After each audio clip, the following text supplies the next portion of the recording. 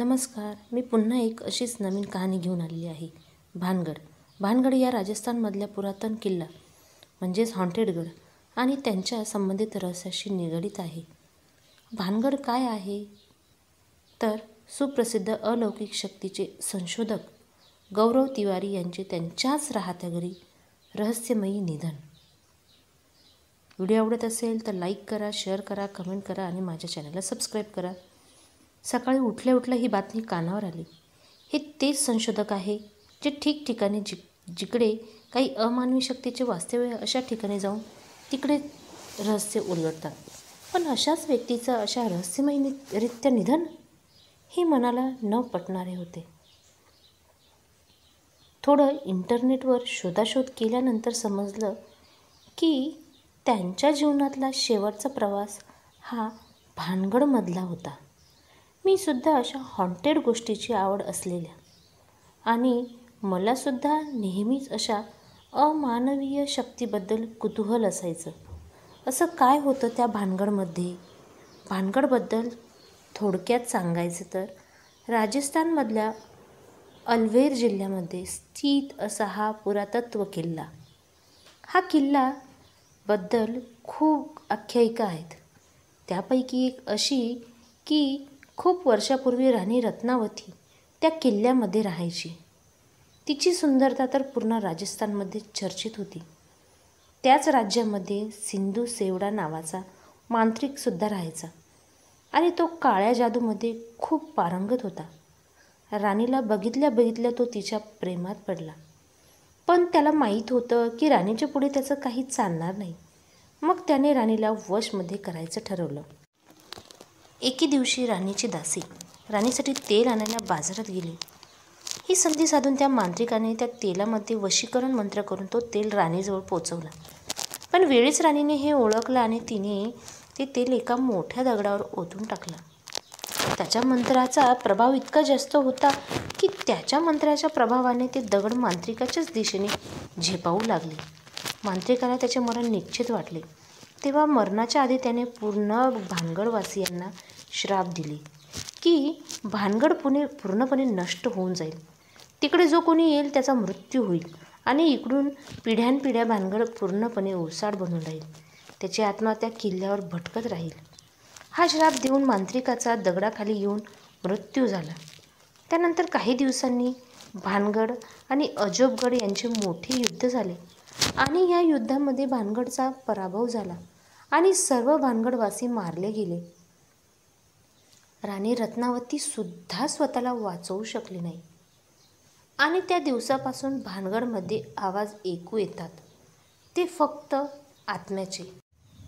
मी पण ठरवलं आजपर्यंत या किल्ल्याच्या फक्त गोष्टी ऐकत आलोय, पण आता स्वतःच जाऊन बघूया. जाताना कोणाला तरी सोबत घेऊन वाटतं, पण एकटं जाऊन सुखरूप एकटं बाहेर येणं यात मजा आहे. आयुष्यामध्ये काहीतरी साहसी करायच्या इच्छेमुळे मग ठरवलं या किल्ल्याच्या गोष्टी ह्या कितपत खऱ्या आहेत हे उलगडूनच बघायचं. दिवस ठरला. सोबत गरजेपुरतीच्या वस्तू म्हणजेच डिजिटल कॅमेरा, खायचे सामान आदी घेऊन राजस्थानला जायला निघालो. सकाळची ट्रेन पकडली. तब्बल 24 तासाच्या प्रवासानंतर राजस्थानमध्ये पोहोचलोच. राजस्थान म्हणजे अगदी नावाप्रमाणेच राजांचं स्थान. तिकडचे किल्ले, राजवाडे, त्यांचे राहणीमान, संस्कृती एकदम मन मोहून टाकणारी होती. ते सर्व पाहून मी तर काही दिवस इकडेच थांबायचं ठरवले. भानगडच्या जवळपास गावामध्ये एका हॉटेलमध्ये राहणे पसंत केले. दुपारी थोडा आराम करून प्रवासाचा क्षीण घालवायचा निष्पन्न प्रयत्न केला. एवढ्या प्रवासाची मुळातच कधी सवय नव्हती, पण असो, इथपर्यंत पोहोचलो यात समाधान होतं. शेवटी तो क्षण आलाच. सर्व तयारी करून भानगडला जायला निघालो. सोबत कॅमेरा, थोडंसं खायचं सामान, पाण्याची बाटली घेऊन भानगडला पोचलो. टुरिस्टची गर्दी जास्त होती, असणारच म्हणा. त्यांनासुद्धा तीच उत्सुकता आहे जी मला वर्षापासून होती. प्रवेशद्वारातून आतमध्ये गेलो. बाजूलाच तिकीट खिडकी होती. तिकडून आतमध्ये अर्ध्या किलोमीटरवर तो किल्ला होता. त्याच्या आधी जुन्या काळातली बाजारपेठ लागते. पूर्णपणे मोकळी आलेली अशी ती बाजारपेठ होती. तिकडून आतमध्ये गेल्यावर किल्ल्याचा प्रमुख द्वार, उजव्या बाजूला एक मंदिर आणि तिकडूनच पुढे गेल्यावर भानगड. मंदिरात डोकं टेकवून किल्ल्यावर जायला निघालो. लोकांची गर्दीच खूप होती. किल्ला तसा पडकाच होता, फक्त त्याचे अवशेष शिल्लक राहिलेले. किल्ल्यावरून वरती गेलो. काही ठिकाणी छोट्या खोल्या होत्या तर काही ठिकाणी पायऱ्या. मजल दर मजल करत किल्ल्याच्या सर्वात वरच्या टोकाला गेलो. आजूबाजूला नजर फिरवली आणि मनात विचार आला की एवढ्यात अवढ्या जागेत एक किल्ला आहे. इकडे काही अमानवी गोष्टी असण्याचा प्रश्नच येत नाही. तिकडच्या लोकांची गर्दी आणि तो किल्ला प्रत्यक्षात बघून माझी थोडी निराशा झाली. काहीतरी हॉन्टेड बघायच्या इच्छेने आलेलो, पण इकडे तर काही असेल याची काही लक्षणच दिसत नव्हती. पण मी वाट बघत होतो संध्याकाळची. किल्ल्याची बऱ्यापैकी छायाचित्र कॅमेऱ्यामध्ये बंदिस्त केली आणि तिकडेच थोडा आराम केला. संध्याकाळनंतर तिकडे प्रवेश निषिद्ध आहे हे ज्ञात होतं, म्हणून किल्ल्याच्या बाजूच्या दिशेने आत जाण्याचा बेत आखला. जशी संध्याकाळ झाली तसे सर्व लोक आपापल्या घरी जाऊ लागले. मी सुद्धा परतीला लागलो. बाहेर येऊन रात्र होण्याची वाट बघितली. किल्ल्याचे पहारेकरी तर मला मुख्य प्रवेशद्वारातून आतमध्ये जाऊन नव्हते देणार, यासाठी मी बाजूने जाण्याचा रस्ता शोधून काढलेला. रात्र झाली तसं मी किल्ल्याच्या बाजूच्या दिशेने जाण्याचा प्रयत्न करायला लागलो. बाजूचा कंपाऊंड जरा उंचीवर होतं, पण माझ्यासारख्या ट्रेकरसाठी इतकं काही कठीण नव्हतं. माझा अनुभव वापरून मी आतमध्ये शिरलोच. मगाशी दिवसा जसा किल्ला होता तेच आता तो किल्ला पूर्णपणे विरुद्ध होता. काही क्षणासाठी माझ्या स्वतःच्या डोळ्यावर विश्वास बसेनासा झाला. आता तो किल्ला पूर्णपणे सामसूम अंधारात गुडूप झालेला भासत होता. वर्षानुवर्ष बंद असलेल्या काळाच्या पोटात सामावून गेलेल्या एखाद्या जुन्या वाड्यासारखा तो किल्ला भासत होता. मी पण ते दृश्य पाहून पुरता गांगरून गेलो. पण जे काम करण्यासाठी इकडे आलेलो ते काम करूनच जायचं असं मनाशी पक्क केलेलं. मी किल्ल्याच्या दिशेने जायला निघालो. बाजूच्या दिशेने आलेलो म्हणून सुरुवातीची बाजारपेठ मागेच निघून गेलेली. सगळीकडे अंधार होता. फक्त किल्ल्याच्या जवळ लाईट होती. त्या प्रकाशामध्ये फक्त किल्लाच दिसून येत होता. बाकी रस्त्यावर पूर्ण अंधार होता, म्हणून मोबाईलचे टॉर्च लावून रस्ता शोधू लागलो. सगळीकडे स्मशान शांतता. माझ्या बुटांचा आणि लांबून कुठून तरी कुत्र्याच्या विव्हळण्याचा जीव घेणा आवाज व्यतिरिक्त अजून कसलाच आवाज नव्हता. तसाच चालत चालत राहिलो. आता माझ्या चालण्याच्या आवाजाव्यतिरिक्त अजून कोणाच्या तरी चालण्याचा आवाज माझ्या मागून येऊ लागला.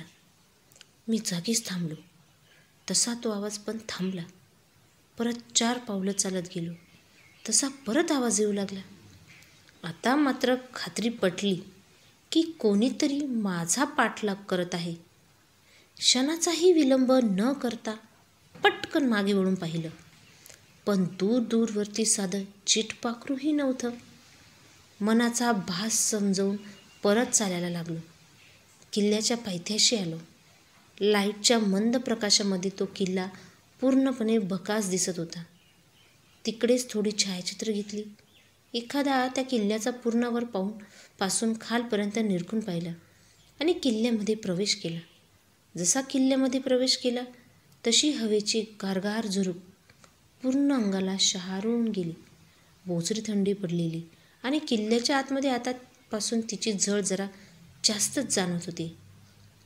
तळमजल्यावरून वरती गेलो, पण अजूनपर्यंत कोणाचाच सुगावा नव्हता. शेवटी कंटाळून तिकडे वरती किल्ल्याच्या टोकाला गेलो. तिकडे बसून कॅमेऱ्यामध्ये फोटो बघायला लागलो. संध्याकाळचे फोटोज अगदी सुंदर टिपलेले.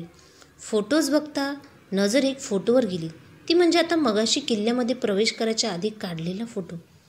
फोटोमध्ये वरच्या बाजूला उजव्या बाजूच्या बुरुजावर एक सावली दिसत होती. तिकडे थोडं झूम केलं तरी त्या सावलीचा नीट चेहरा दिसत नव्हता.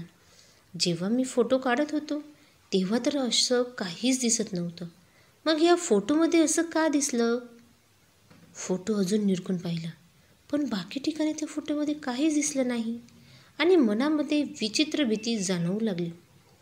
पटकन उठलो आणि ती सावली जिकडे होती तिकडे जाऊ लागलो. पायऱ्या उतरून खाली आलो आणि त्या सावलीच्या दिशेने दालनात गेलो. पण तिकडे कोणीच नव्हतं. त्या दालनातून किल्ल्याच्या बाहेर बघितलं. आजूबाजूला सगळीकडे फक्त अंधाराचं साम्राज्य होतं. तितक्यात पाठीमागून कोणीतरी धावत गेल्याचा आवाज आला. पाठीमागे वळून बघितलं तसं ती सावली पटकन डोळ्यासमोरून गेली. त्या सावलीच्या मागावर गेलो. ती सावली पायऱ्या चढून परत वरच्या टोकाला गेली. तिकडे छोटीशी खोली होती. खोलीच्या उंबरठ्याशी उभा राहून आतमध्ये बघतच होतो की तितक्यात पाठून कोणीतरी जोरात धक्का मारून आतमध्ये लोटलं. त्या धक्क्याचा इतकाच प्रहार जास्त होता की धडपडून आतमधल्या भिंतीवर जाऊन आपटलो. स्वतःला सांभाळून तसंच मागे बघितले आणि समोरचं दृश्य पाहून थोड्या वेळासाठी मूकबधीरच झालो.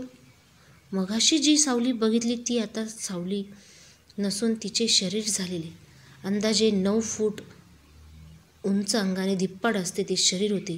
त्या शरीराचे डोळे, तोंड, नाक काहीच नव्हते.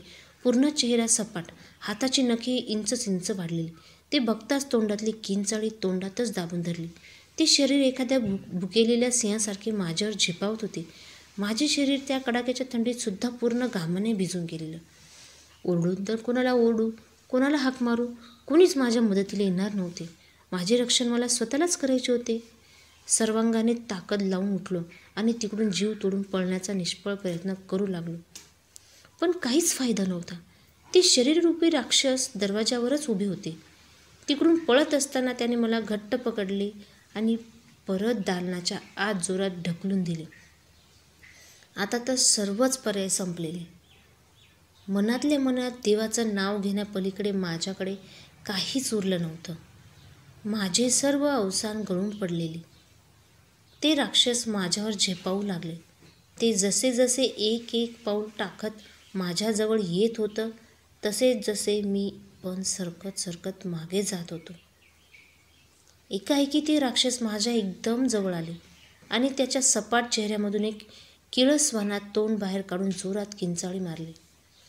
त्या किंचाळीचा प्रहार इतका जास्त होता, 2 मिनिटांसाठी माझे कान पूर्ण बधीर झाले. मी सरकत इतक्या मागे गेलो की त्या दालनाच्या कडेला येऊन पोचलेलो. जशी त्या राक्षसाने किंचाळी मारली तसं त्या प्रहाराने त्या सर्व वरच्या दालनातून थेट किल्ल्याच्या खाली येऊन पडलो आणि बेशुद्ध झालो. थोड्या वेळाने जाग आली. डोकं पूर्ण भिनभिनत होतं. त्या किंचाळीचा आवाज कानात अजून वर घुमत होता. काय झालेलं काही समजायला मार्ग नव्हता. लगेच स्वतःला सावरला. आजूबाजूला अंधार होता. मी किल्ल्याच्या खाली होतो. तिकडून बाहेर जायचा रस्ता जवळच होता. उठलो आणि बाजूला बघितलं. माझ्या बाजूला कोणीतरी झोपलेलं, पण अंधारात नीट दिसत नाही. अजून क्षणाचाही विलंब न करता तिकडून सरळ बाहेरच्या रस्त्याला धाव ठोकली. गेटवर पहारेकरी साखर झोपेत मग्न होते. तिकडून जरासा पण आवाज न करता बाहेर आलो. पण इतक्या रात्रीचं काही बस वगैरे नव्हती भेटणार. पण किल्ल्यात जायचा विचारसुद्धा आला नाही. तो खराखुरा अनुभव स्वतःच्या डोळ्यांनी अनुभवलेला. आता कित्येक महिने तरी हा अनुभव डोक्यातून जाणार नव्हता. गेटवर पहारेकरी झोपलेले, त्याच्याच सोबत झोपायचं ठरवलं आणि सकाळ झाल्यावर पहिल्या बसने इकडून निघायचं असं ठरवलं आणि झोपी गेलो. सकाळ झाली. सायरनच्या आणि आजूबाजूच्या गोंगाटाने जाग आली. खूप लोक जमलेली आणि पोलीससुद्धा आलेले. काय भानगड झाली म्हणून बघायला गेलो. पोलीस आणि माणसं होती. ते एका शरीराला नेत होते. जवळ जाऊन बघितलं तर डोळे उघडले ते उघडेच राहिले. ते माझंच शरीर होतं. व्हिडिओ कसा वाटला, स्टोरी कशी वाटली कमेंटमध्ये सांगा. व्हिडिओ आवडत असेल तर लाईक करा, शेअर करा, कमेंट करा आणि माझ्या चॅनलला सबस्क्राईब करा. अशाच पुन्हा रहस्यमय भयकथा मी घेऊन येणार आहे. माझ्या चॅनलला असाच प्रतिसाद देत जा. धन्यवाद.